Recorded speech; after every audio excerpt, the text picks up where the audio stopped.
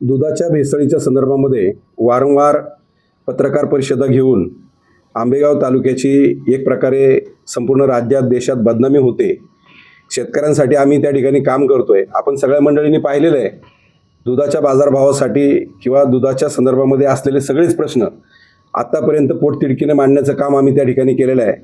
म्हणजे काल परवाच्या जिल्हा दूध संघाच्या वार्षिक सभेमध्ये गेल्या वर्षीच्या अजितदादांच्या समोर भाकड जनावर असतील, जर्सी गोरे असतील किंवा दुधातील भेसळीचा प्रश्न व्यवस्थितपणे आम्ही त्या ठिकाणी मांडलेला आहे. आणि या प्रश्नावर FDA काही करत नाही म्हणून शासनाकडे आम्ही विनंती केलेली आहे. आणि त्या संदर्भामध्ये अजितदादांचं परत देहावसन झालं 3 महिन्यानंतर, निवडणुका होत्या मधल्या काळामध्ये आणि त्यामुळे त्या गोष्टी झाल्या नाहीत. परंतु आता तुकाराम मुंढे साहेबांनी जेव्हापासून पदभार स्वीकारला आहे तेव्हापासून या गोष्टीला वेग आलेला आहे. आणि आंबेगाव तालुक्यामध्ये आणि राज्यातील सगळ्याच भागामध्ये जे काही आरोपी सापडलेले आहेत तेव्हापासून दूध भेसळीचा प्रश्न मोठ्या प्रमाणामध्ये गाजतोय. परंतु यामध्ये अनेक राज्यातले आरोपी असताना देखील आंबेगाव तालुक्याचं नाव मात्र मोठ्या प्रमाणात बदनाम होतंय. संदीप लोढा आणि सुशांत हिंगे यांचं नाव पुढे घेऊन आंबेगाव तालुक्याची बदनामी या ठिकाणी होते. सुशांत लोढांच्या बाबतीमध्ये त्यांना जे लायसन दिलेलं आहे प्रोटीन पावडर, वे पावडर विकण्याचं, ते लायसन FDAनेच दिलेलं आहे. त्या संदर्भामध्ये याच्या अगोदरही त्यांना अटक झाली, कोर्टाने त्यांना निर्दोष सोडलेला आहे. या संदर्भामध्ये त्यांच्याच वकिलांची मी मुलाखत ऐकलेली आहे की ती आम्ही कोर्टामध्ये कंटेम्प्ट ऑफ कोर्ट करणार आहोत. तर हे लायसन कशासाठी दिलं किंवा ते रद्द करता येणार नाही का या संदर्भात तर कोणी बोलायला तयार नाही. दुसरी गोष्ट, सुशांत हिंगे ही जी व्यक्ती आहे, विष्णुकाका हिंगेंचं पुतणे आहे, ते याचे मेन सूत्रधार आहे. परंतु माझं म्हणणं असं आहे की 26 आरोपींमध्ये अनेक राज्यातल्या भागातले आरोपी याच्यामध्ये आहेत. परंतु येऊन जाऊन आंबेगाव तालुका या ठिकाणी बदनाम होतोय, आंबेगाव तालुका हॉटस्पॉट झाला आहे असं म्हटलं जातं. परंतु या तालुक्यामध्ये 4-6 लोकांनी काही चुका केल्या असतील, FDAने कारवाई केली, त्याचं बिलकुलही समर्थन आपण करायचं नाही. मी त्या संदर्भामध्ये जे 12 आरोपी फरार आहेत, 14 आरोपी आतापर्यंत, 1 आरोपी काल परवा सापडलाय, त्याच्या संदर्भात राज्याचे जिल्ह्याचे पोलीस प्रमुख माननीय संदीप सिंह गिल यांना मी भेटलेलो आहे आणि त्या आरोपींना तात्काळ अटक करण्याच्या संदर्भामध्ये माझी चर्चा झाली, निवेदनही दिलेलं आहे. आम्ही या भेसळखोरांना पाठीशी घालायच्या बाबतीमध्ये बिलकुलही समर्थन करणार नाही, कारण हे पाठीशी घालण्यासारखी बाब नाही, कारण याच्यासाठी वारंवार आम्ही संघर्ष करतोय. पण सगळ्यात महत्त्वाचा मुद्दा असा होतोय की सर्वसामान्य जो प्रामाणिकपणे दूध घालणारा शेतकरी आहे, आज त्याच्याकडे देखील संशयाच्या नजरेने पाहिलं जाते. इथून जे पॅकिंग होऊन दूध जे बाहेर जाते ते दूध मुंबई असेल, पुणे असेल, या शहरामध्ये किंवा इतर शहरामध्ये जाते, त्या ठिकाणी मात्र या दुधाची विक्री व्हायला प्रॉब्लेम यायला निर्माण झालेले आहेत. ज्या ठिकाणी 500 पिशव्या सेल व्हायच्यात त्या ठिकाणी अगदी 100 पिशव्या कशाबशा त्या ठिकाणी जायला लागल्यात, अशी देखील माहिती आम्हाला त्या ठिकाणी मिळालेली आहे. आणि याच्यामुळं शेतकऱ्यांचं याच्यामध्ये नुकसान होतं की काय अशी भीती या ठिकाणी निर्माण झालेली आहे. आणि गव्हाबरोबर किडे रगडण्याचा प्रकार या ठिकाणी सुरू झालेला आहे. आणि याच्यात मोठ्या प्रमाणामध्ये राजकारण होतंय. काल परवा देवदत्त निकमांची पत्रकार परिषद मी ऐकली आणि ते वारंवार पत्रकार परिषद घेऊन ह्या गोष्टी करतायत. मला त्यांना एक विचारायचं आहे, तुम्ही ना पोलीस खात्यात आहेत, ना तुम्ही कुठले कोर्ट आहे, वकील आहेत, ना FDAमध्ये कामाला आहेत, तुम्ही वारंवार पत्रकार परिषदा घेऊन किंवा तुकाराम मुंढे साहेबांना भेटून येऊन इथं पत्रकार परिषद घ्यायची, आमच्या अशा चर्चा, आता काय चर्चा झाली ती तुम्हाला माहिती आहे. परंतु तुकाराम मुंढे साहेबांवरती आमचा 100% 101% विश्वास आहे.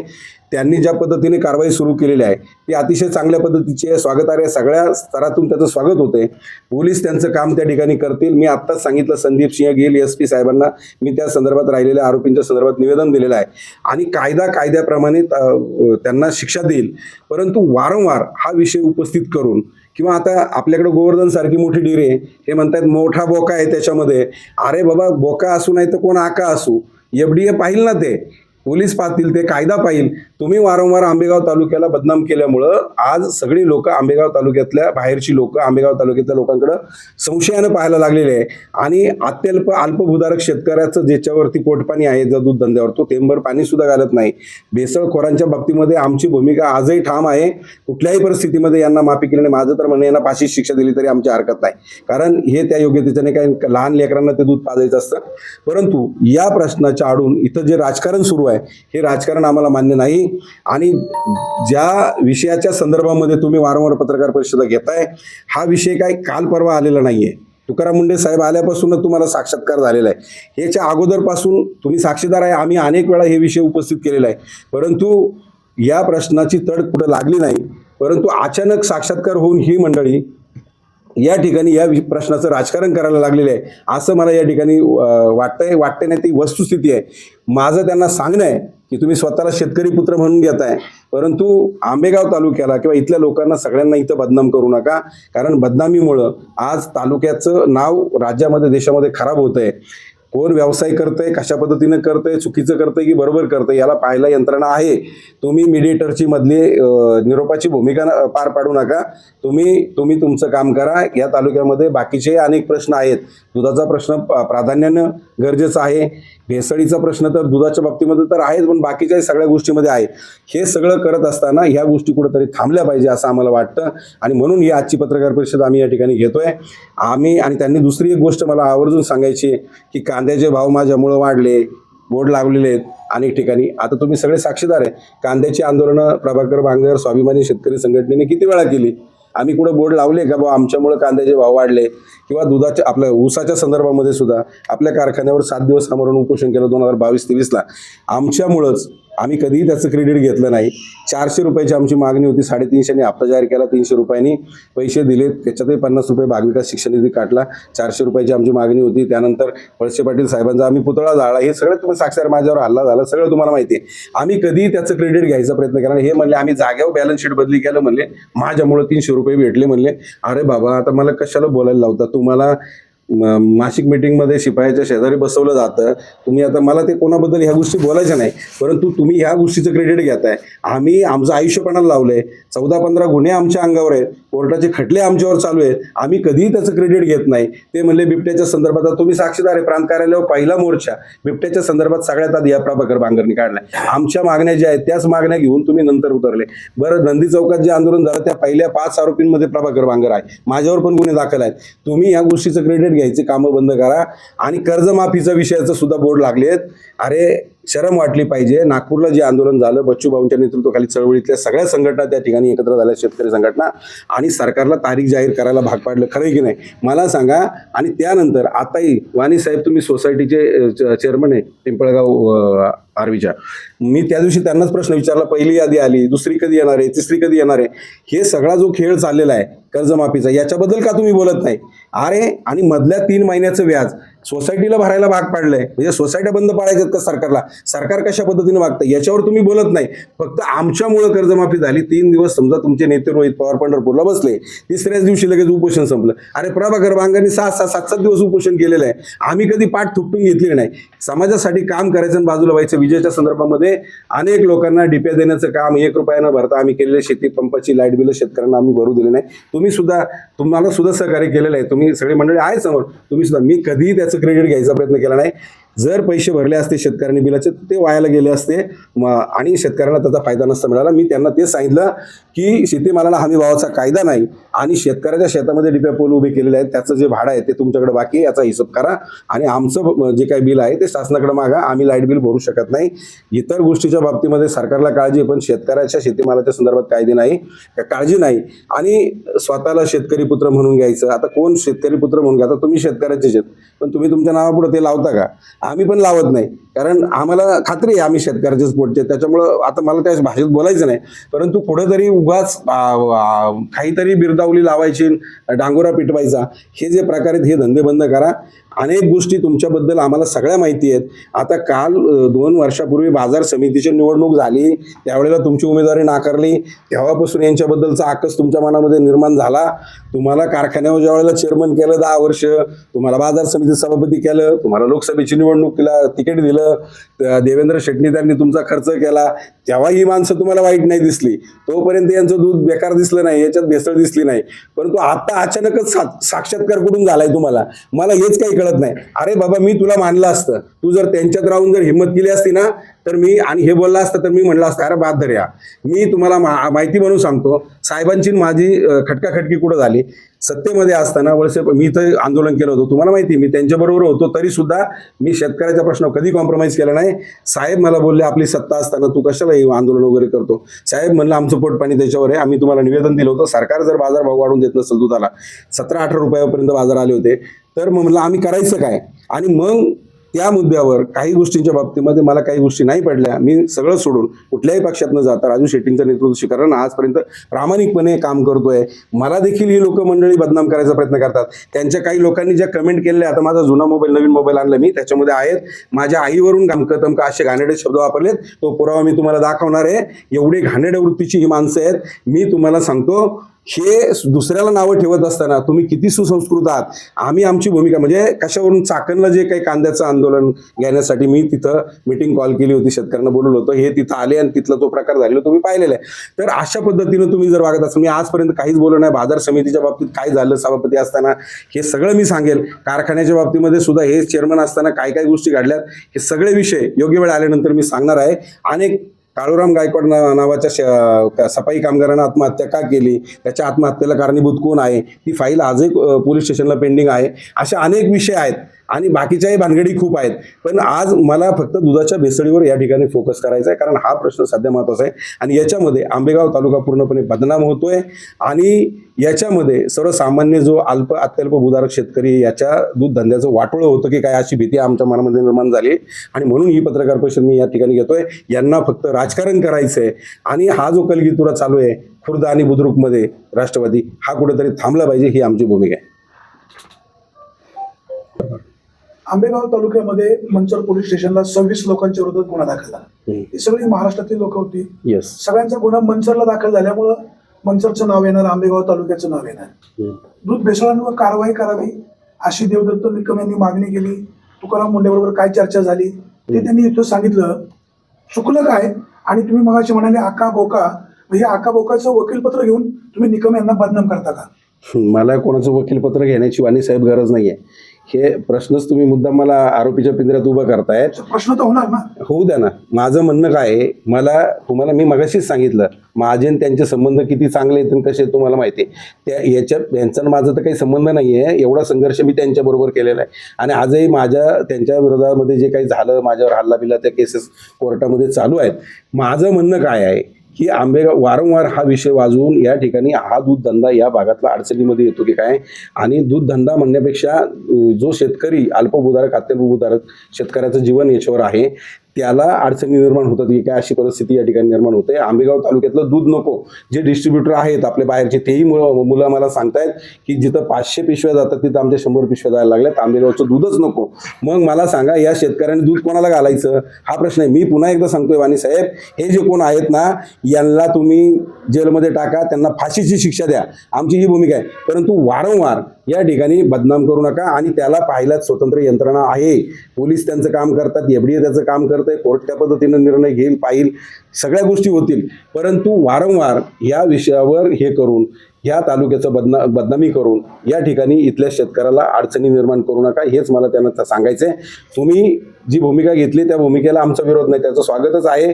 भेसळखोरांना कुठल्याही परिस्थितीमध्ये पाठबळ देण्याचं काही कारण नाही. सगळ्यात आधी भेसळीचे मुद्दे आम्हीच मांडलेले आहेत, आम्हीच त्या प्रश्नावर मांडतोय. भेसळ थांबली तर चांगलं दूध घालणाऱ्या शेतकऱ्याला चांगला भाव मिळेल, ही आमची भूमिका आहे. आणि याच्या संदर्भामध्ये आम्ही बोलतोय. मला कोणाचंही काहीही घेणं देणं नाही. मी तुम्हाला सांगतो, सगळ्याच राजकीय पक्षांपासून मी दूर राहिलेला माणूस आहे आणि शेवट दूर राहणार आहे. मला कुठल्याही राजकीय पक्षामध्ये जायचं नाही. मला ऑफर भरपूर आलेले आहेत, येत आहेत, पण मी ठाम आहे की मी कुठल्याही परिस्थितीमध्ये स्वाभिमानी शेतकरी संघटना मरेपर्यंत सोडणार नाही, ही माझी ठाम भूमिका आहे. मला कुठल्या पक्षात जायचं नाही. तुम्हाला जिल्हा परिषद आणि पंचायत समिती निवडणुकीत तुम्ही इच्छुक होता, परंतु तुम्हाला तिकीट दिलं नाही म्हणून तुम्ही हा राग काढता का इथं? अजिबात नाही, तो वेगळा विषय आहे. मी तुम्हाला सांगतो, मला जिल्हा परिषदेत जाऊन काय माझा धंदा नाही, तिथे जाऊन पैसे कमवायचे.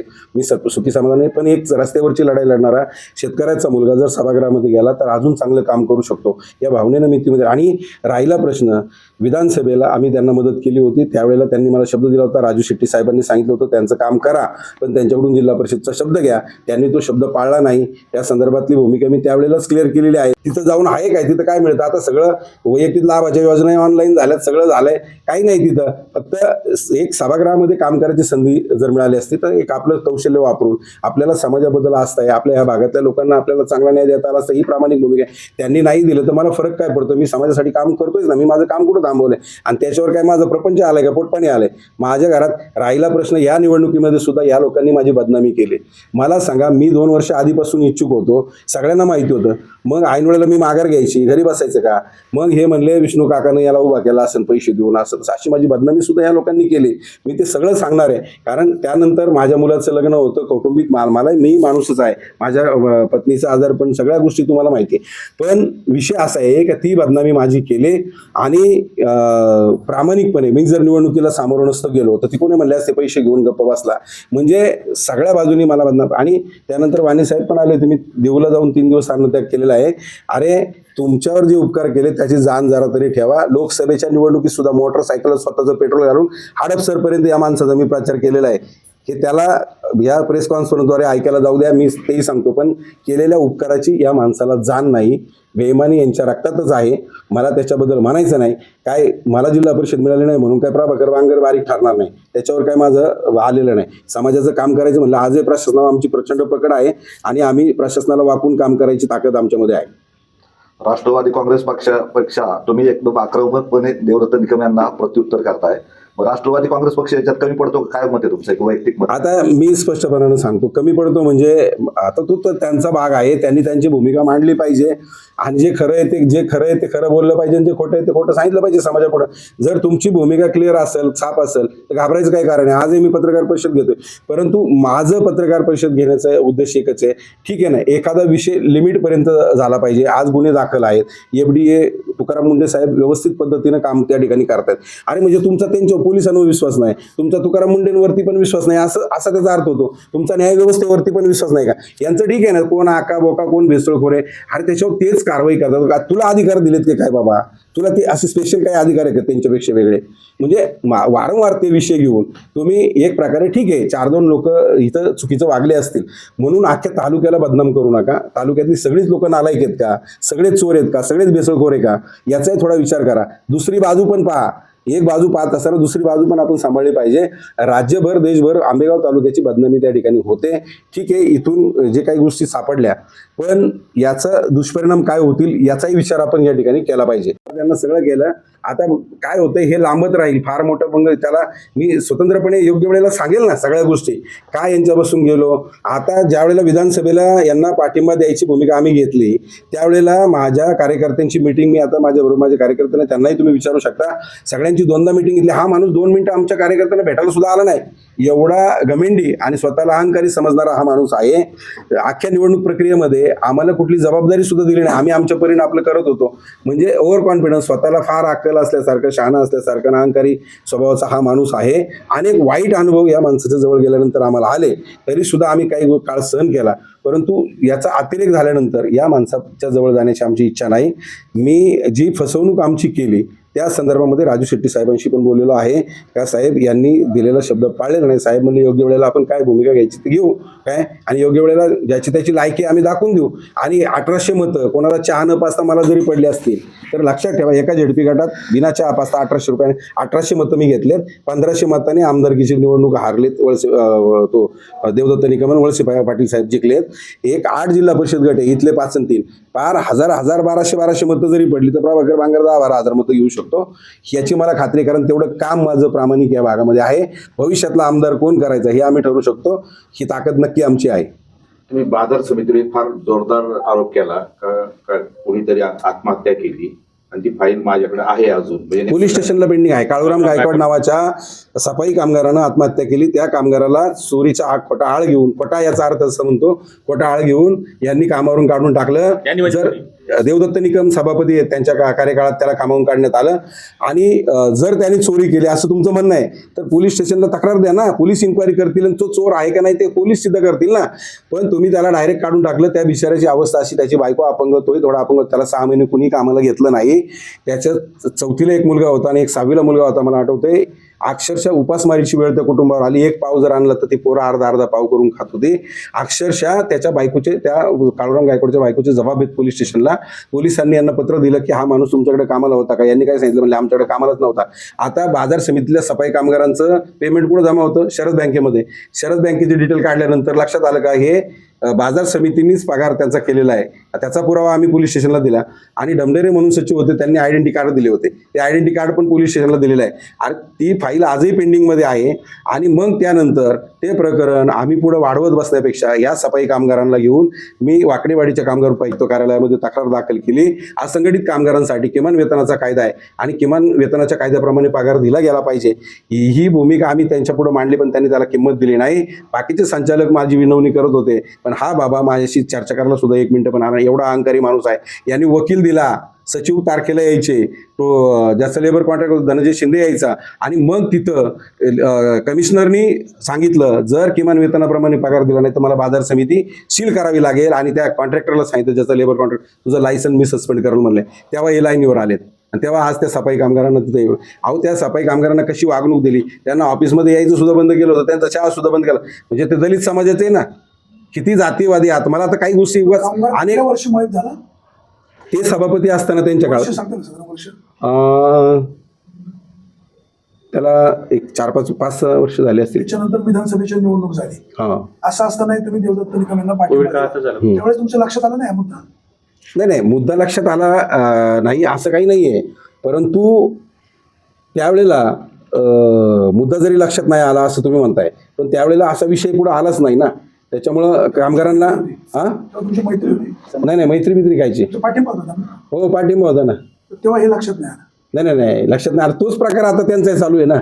नाही पण एक लक्षात घ्या, मी तुम्हाला एक सांगतो, ते प्रकरण आजही पोलीस स्टेशनला पेंडिंग आहे. आणि राहिला प्रश्न, प्रभाकर बांगरनी आज हा विषय जरी सांगितला असला तरी मी तुम्हाला सांगतो त्यांच्या पत्नीनं त्या ठिकाणी ते जबाब दिलेले आहेत, फिर्याद त्यांनी दिलेली आहे, हे मी केलेलं नाही. आणि त्यानंतर कारवाई झाली पाहिजे. हा हे आमचं म्हणणं आहे. आणि त्यानंतर सफाई कामगार माझ्याकडे आल्यानंतर हा प्रकरण मला सांगितल्यानंतर मी म्हणलं मला ह्या वादात पडण्यापेक्षा मी तुम्हाला बाकीच्यांना राहिलेल्या लोकांना तरी न्याय मिळवून देईल या भावनेने मी त्या ठिकाणी गेलो.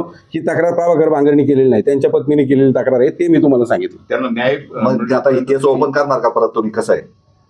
नाही त्या संदर्भामध्ये पोलीस स्टेशनची मी बोलणार आहे हा की बाबा असं जर एखाद्या गोरगरीब माणसावर अन्याय होत असेल तर ते प्रकरण सुद्धा ओपन झालं पाहिजे. त्या महिलेला न्याय मिळून देणार. हा त्या महिलेला न्याय मिळाला. आज ती बिचारी, तिची अवस्था एवढी वाईट, तिच्या नातेवाईकडे मुंबईला काहीतरी त्या मुलांना घेऊन राहते अशी मी माहिती घेतली त्या सफाई कामगार. आणि हे प्रभाकर बांगरचं सोडा, तिथं बाजार समितीत जावा, तिथल्या सफाई कामगारांना विचारा, मला विचारण्यापेक्षा वाणी साहेब काय ते सांगतील ना सगळं. त्यांनी प्रेस कॉन्फरन्स घेतली, त्यांना नक्की विचारू ना. नाही जावा, आत्ताही लगेच जावा तुम्ही, त्यांना विचारा हे खरं आहे की खोटं आहे. सभापतींची परवानगी घेऊन द्या, आम्ही विचारू त्यांना. नाही काही नाही, ते बिचारे सकाळी तिथं जाऊन तुम्ही घेतलं तरी ते काय सभापती कशाला काय म्हणणार आहे? ते त्यांचं दुखणं मांडायला त्यांना अधिकार नाही का? तुम्ही स्वाभिमानी शेतकरी संघटनेचे जिल्हाध्यक्ष आहात. देवदत्त निकम सुद्धा वळसे पाटलांचा सपोर्ट करून राजकारणामध्ये पुढे गेले. ते मार्केट कमिटीचे सभापती झाले, कारखान्याचे चेअरमन झाले. मगाशी तुम्ही असं म्हणाले की भीमाशंकर कारखाना त्यांना शिपायाच्या खुर्ची शेजारी बसायला जागा देतो, असं तुम्ही मगाशी म्हणाले. याचं तुम्ही समर्थन करता? नाही ते त्यांच्या याच्यानुसार कॅटेगरीनुसार माणसं बसत असतील बहुत तशी, पण ते तिकडे कडायला बसतात. समर्थन करता? कुठला एका संस्थेच्या चेअरमनला, म्हणजे त्या संस्थेच्या चेअरमनला शिपायाची शेजारी जर बसायची खुर्ची दिली जात असेल तर तुम्ही समर्थन करता?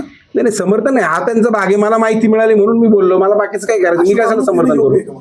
नाही आता त्या लाईनीत खुर्च्या, आता कुणी कुठं बसायचं हा प्रश्न त्यांचा आहे. तो त्यांनी पहिले येऊन पुढच्या खुर्चीत बसावं असं आमचं म्हणणं आहे. ते उशिरा येतात असं तुमचं ते उशिरा येतात आणि ते शिपाई बसल्या खुर्ची बशी बसतात, त्याला आम्ही काय करायचं? त्याला तुम्ही त्यांनी लवकर यावं, जरा अर्धा 1 तास आणि पहिल्या खुर्चीत बसावं. निकम हे तुमचे जुने मित्रच आहेत, त्यांना तुम्ही सल्ला देणार का? आणि तुम्हाला माहितीसाठी सांगतो, ते स्वतःला फार विद्वान समजतात ना. भाग विकास निधी, शिक्षण निधी आपल्याला आमचा प्रचंड विरोध आहे, राजू शेट्टी साहेबांचा आणि आमचा. याचं कारण असं, हे पैसे शेतकऱ्यांच्या नफ्यातले, कारखान्याच्या नफ्यातले, शेतकऱ्यांच्या कष्टाचे पैसे राज्यातल्या सगळ्याच कारखानदारांकडे आम्ही विरोध करतो. 2009 साली 1960ला जिल्हा दूध संघ, राज्याचा राज्य सहकारी संघ, जिल्ह्याचा जिल्हा दूध संघ. मला एक सांगा, हे जिल्हा दूध संघ, राज्य सहकारी संघ पहिल्यापासून कोणाच्या ताब्यात आहेत? मीच तुम्हाला प्रश्न विचारतो. काँग्रेसच्या, त्यानंतर राष्ट्रवादीच्या म्हणजे शरद पवार साहेबांच्या नेतृत्वाखाली काम कर. मग नंतर अलीकडे या 4-2 वर्षामध्ये अजितदादांच्या नेतृत्वाखाली लोक काम करायला लागली. काही लोक आजही त्यांच्याकडे जाय पवार साहेबांकडे. मग मला सांगा, संघ तोट्यात कसे काय आजही? पण मी आज ते मोठेपणानं सांगतात ना, माझ्यामुळे अमुक झालं तर मग. जिल्हा दूध संघाच्या 2 वर्षामध्ये 60 पैसे ते 1 रुपयापेक्षा जास्त बोनस 2 वर्षामध्ये द्यायची दानत नव्हती संघाची. त्याच्याकडे तपासणीसाठी आहे का काही? नाही तर मोठा डेअरी मालक असू दे, कोणी असू दे, जे दूध हे अमृत आहे, त्याच्यामध्ये कुठल्याही प्रकारची भेसळ करणं हे सगळ्यात मोठं पाप आहे. आणि ह्या असं पाप करणाऱ्याला कुठल्याही परिस्थितीनं माफ करणं हे शक्य नाही, कारण त्याचं समर्थन आम्ही कधीच करू शकत नाही. तुम्हाला जर एवढं सगळं सुचतंय ना, तुम्ही त्याच्यावर सुचवा ना काय करायचंय. आज ज्यांना तुम्ही नेते मानता त्यांनीच हा गोळ घालून ठेवला. मी त्या दिवशी वाणी साहेबांना सांगितलं, राज्यामध्ये खाजगीकरणाला प्रोत्साहन देऊन तुम्ही दूध धंद्यावरचं सरकारचं कुठल्याही प्रकारचं नियंत्रण राहिलेलं नाही. कोण काय करते कोणाचा मेळ राहिलेला नाही. आणि आता फक्त आरोप प्रत्यारोप चाललेले आहेत. माझं म्हणणं आहे, जर गुजरातमध्ये हे सगळं व्यवस्थित होतं, तिथं भेसळीचा विषय पुढे येत नाही. तिथं लिटरला 5 ते 6, 7 रुपये बोनस दिला जातो. इथं आमचा अख्खा बोनस कोण खाते? खाजगीवाले खात आहेत. आणि शेतकरी कार्यकर्त्याने मला मारलं, त्या केसचं पुढे काय झालं हे जरा सांगा तालुक्याला. कोर्टात केस चालू आहे. आता मी वकिलांकडनं आता थोड्याच वेळात तुम्हाला तारीख घेतो त्याची आणि सांगतो किती तारीख आहे. तुम्हाला लागलं तर कोणाला यायचं असलं माझ्याबरोबर चला. मी कोर्टामध्ये लढतोय, केस चालू आहे. त्यांनी पण माझ्या विरोधामध्ये खोटी तक्रार दाखल केलेली आहे. ती केस कोर्टामध्ये चालू आहे. न्यायालय मला त्या ठिकाणी न्याय दिल्याशिवाय राहणार नाही याची मला खात्री आहे. संदीप सिंह गिल महाराष्ट्राचे नेतृत्व दिलीप वळसे पाटील यांचा काल एक व्हिडिओ सोशल मीडिया व्हायरल झाला. ते म्हणाले दूध भेसळ प्रकरणामध्ये मला बदनाम केले जाते. ही बदनामी थांबली नाही तर मी त्यांच्यावर फौजदारी दाखल करेन किंवा कायदेशीर कारवाई. आणि जर असं मी याच्यामध्ये सहभागी असं सिद्ध झालं तर मी राजकीय राजीनामा देऊन संन्यास घेईन. हे बघा, आता याच्यामध्ये जे काही संशयित आरोपी आहेत किंवा ज्यांच्यावर गुन्हे दाखल झाले, राजकारणाशी कोणी ना कोणीतरी कोणाशी संलग्न असतो, हे बऱ्यापैकी कार्यकर्ते वळसे पाटील साहेबांचे आहेत. परंतु वळसे पाटील साहेबांचा जर प्रत्यक्ष सहभाग त्याच्यामध्ये असेल तर निश्चितपणानं त्यांच्यावर आरोप करणं साहजिक आहे. परंतु जर ज्याचा सहभाग नाही तर त्याच्यावर आरोप करणं पण चुकीचं आहे. आणि मग त्यांनी त्यांची जी भूमिका मांडली ती योग्यच आहे. जर प्रत्यक्ष त्याच्यामध्ये सापडत असतील किंवा त्यांचा सहभाग असेल तर निश्चितपणे त्यांच्यावर तुम्ही आरोप करा. मला त्यांची काही पाठराखण करायचा विषय नाही. कोणीही असो, जो गुन्हेगार आहे, माझा भाऊ असेल, माझा बाप असेल, त्यांनी केलेल्या गुन्ह्याची शिक्षा त्यालाच द्या, दुसऱ्याला काय. आणि ठीक आहे ना, काही हेच कार्यकर्ते कालपर्यंत तुमच्याही लोकसभेचा प्रचार करायला होतेच ना. मग आता ते विसरले का काही तुम्ही? त्यावेळेला ते कार्यकर्त्यांची मतं चालली, त्यांनी केलेला प्रचार चालला, त्यांनी केलेली मदत चालली. आता देवेंद्र शेटशहानी सुद्धा यांच्या लोकसभेचा खर्च केला आहे. ते चालतं काय सगळं? मग आता देवेंद्र शेटचं तू पण लय आता कडू वाटायला लागलं काय? त्यावेळेला गोड लागलं का तू? आणि हे सोयीनुसार सरड्यासारखे रंग बदलण्याचे प्रकार बंद करा. प्रश्न असा होता की ते